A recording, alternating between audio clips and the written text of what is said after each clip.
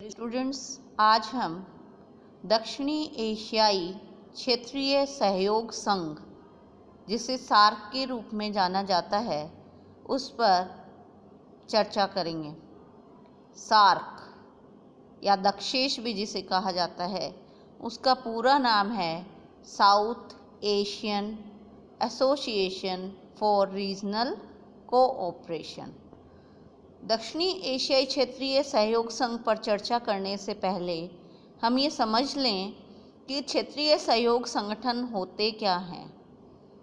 कुछ देशों को मिलाकर, किसी एक क्षेत्र विशेष के कुछ देशों को मिलाकर, जैसे दक्षिणी एशिया, पश्चिमी एशिया, उत्तरी अमेरिका, दक्षिणी अमेरिका, ऐसे क्षेत्र विशेष हो गए ना, उनके कुछ देश मिलकर आर्थिक, सामाजिक, सांस्कृतिक, राजनीतिक सहयोग के लिए एक संगठन बना लेते हैं, उसे क्षेत्रीय सहयोग संगठन कहा जाता है।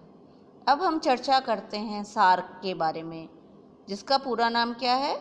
दक्षिणी एशियाई क्षेत्रीय सहयोग संघ।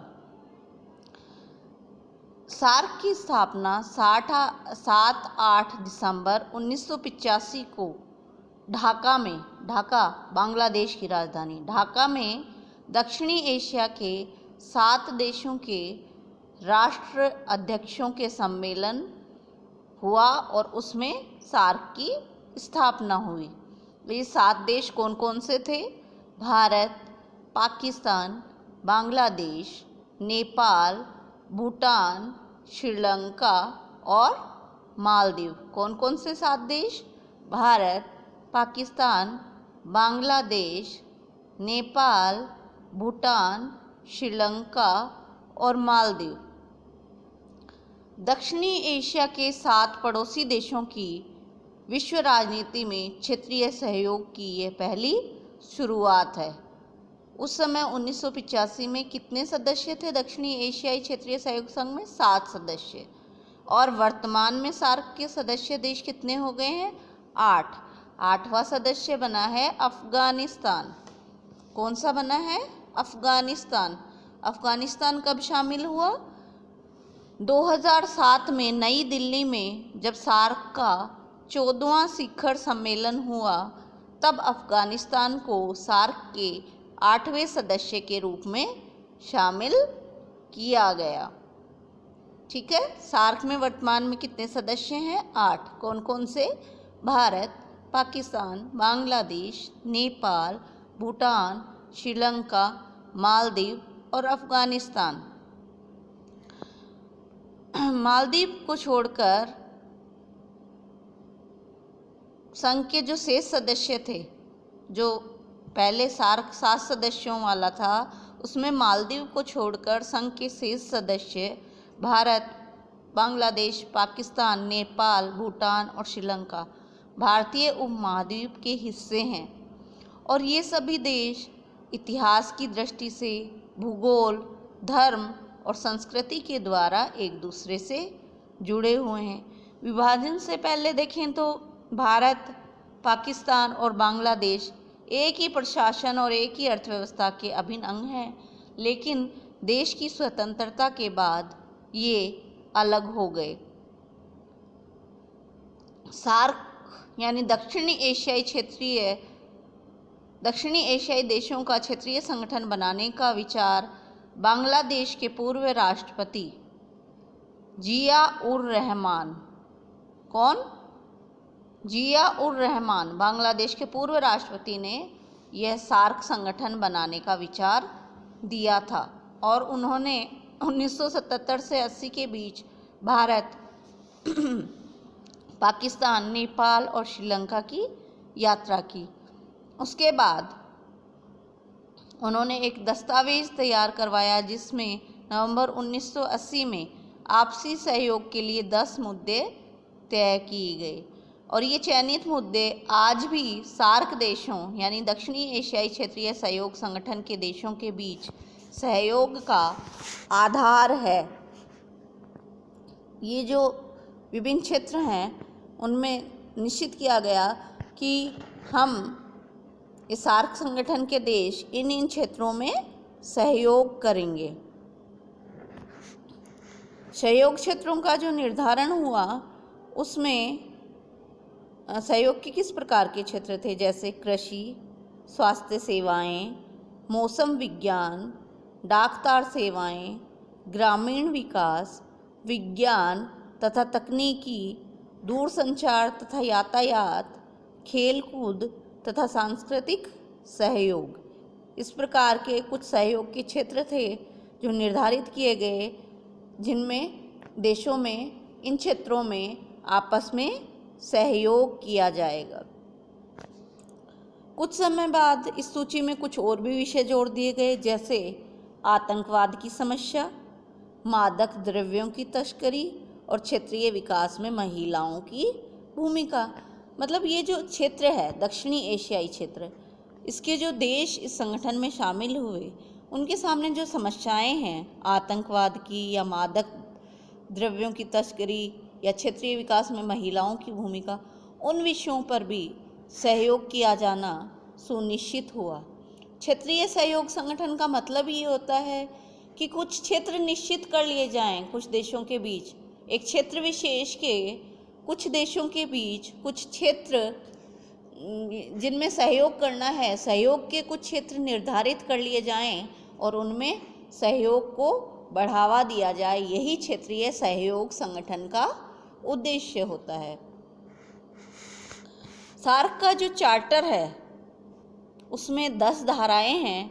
कितनी धाराएं? 10 धाराएं हैं। इसमें सार्क के उद्देश्यों, सिद्धांतों, संस्थाओं तथा वित्तीय व्यवस्थाओं को परिभाषित किया गया है।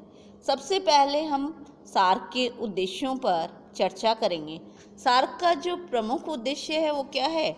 दक्षिणी एशिया क्षेत्र में जनता के कल्याण और उनके जीवन स्तर में सुधार करना। क्या करना है? दक्षिणी एशिया क्षेत्र की जो जनता है उसका कल्याण करना है और उसके जीवन स्तर में सुधार करना है। दूसरा जो है वो है दक्षिणी एशिया के देशों की सामूहिक आत्मनिर्भरता में वृद्धि करना। सामूहिक आत्मनिर्भरता में वृद्धि। तीसरा, क्षेत्र के आर्थिक, सामाजिक तथा सांस्कृतिक विकास में तेजी लाना। ये तो सहयोग के प्रमुख क्षेत्र हैं ही। आर्थिक, सामाजिक और सांस्कृतिक विकास में तेजी लाना और आपसी विश्वास, सूझबूझ तथा एक दूसरे की समस्याओं का मूल्यांकन करना। इसके अतिरिक्त आर्थिक, सामाजिक, सांस्कृतिक, तकनीकी और वैज्ञानिक क्षेत्र में सक्रिय सहयोग करना और देशों की पारस्परिक सहायता में वृद्धि करना। इसके अतिरिक्त अन्य विकासशील देशों के साथ सहयोग में वृद्धि करना और जो सामान्य हित के मामले हैं उन पर अंतर्राष्ट्रीय मंचों पर आपसी सहयोग मजबूत करना। तो मुख्य उद्देश्य कुल मिला के अगर मोटे मोटे तौर पे देखा जाए तो दक्षिणी एशिया क्षेत्रीय सहयोग संगठन का मुख्य उद्देश्य क्या है? दक्षिणी एशिया क्षेत्र की जनता के कल्याण और उनके जीवन स्तर में सुधार करना तथा दक्षिणी एशिया के जो देश हैं उनके बीच आर्थिक, सामाजिक, सांस्कृतिक, तकनीकी और वैज्ञानिक क्षेत्रों में सक्रिय सहयोग करना और आर्थिक, सामाजिक, सांस्कृतिक और वैज्ञानिक क्षेत्रों में तेजी से विकास करना। यही सार्क का मुख्य उद्देश्य है। सार्क के कुछ सिद्धांत भी हैं, जैसे संगठन के ढांचे के अंतर्गत सहयोग, समानता, क्षेत्रीय अखंडता, राजनीतिक स्वतंत्रता और दूसरे देशों के आंतरिक मामलों में हस्तक्षेप ना करना। क्या करना? आपस में सहयोग, समानता, क्षेत्रीय अखंडता तथा राजनीतिक स्वतंत्रता का पालन और दूसरे देशों के आंतरिक मामलों में हस्तक्षेप ना करना। और इस प्रकार का जो सहयोग होगा वो द्विपक्षीय और बहुपक्षीय सहयोग का स्थान नहीं लेगा, बल्कि उसका पूरक होगा। और क्षेत्रीय जो सहयोग है वो द्विपक्षीय और बहुपक्षीय उत्तरदायित्वों का विरोधी नहीं होगा। तो आज हमने समझा क्षेत्रीय सहयोग संगठन के बारे में। क्षेत्रीय सहयोग संगठन वे होते हैं जिसमें एक क्षेत्र विशेष के कुछ देश कुछ क्षेत्रों जैसे राजनीतिक, सामाजिक, सांस्कृतिक, आर्थिक आदि क्षेत्रों में, वैज्ञानिक आदि क्षेत्रों में सहयोग करना सुनिश्चित करते हैं और इस सहयोग और आपसी सूझबूझ के आधार पर संगठन बना लेते हैं। वो होता है क्षेत्रीय सहयोग संगठन, जिसका उद्देश्य होता है क्षेत्र की जनता का कल्याण और उसके जीवन स्तर में सुधार लाना और उस क्षेत्र विशेष का तेजी से विकास करना, उसे आत्मनिर्भर बनाना। और आज हमने जो पढ़ा वो पढ़ा सार्क के बारे में, जो एक क्षेत्रीय सहयोग संगठन है जिसमें 7 सदस्य थे जब वो बना था। कौन कौन से थे? भारत, पाकिस्तान, बांग्लादेश, नेपाल, भूटान, श्रीलंका और मालदीव। और उसके बाद में 2007 में एक नया सदस्य उसमें शामिल हो गया, वो है अफ़गानिस्तान। वर्तमान में सार्क में 8 सदस्य हैं जो आपस में मिलकर दक्षिणी एशिया क्षेत्र के आर्थिक, सामाजिक, सांस्कृतिक, वैज्ञानिक विकास में तेजी लाने के लिए प्रयासरत हैं और दक्षिणी एशिया क्षेत्र की जनता के कल्याण और उनके जीवन स्तर में सुधार के लिए प्रयासरत हैं। आज के लिए इतना ही। धन्यवाद।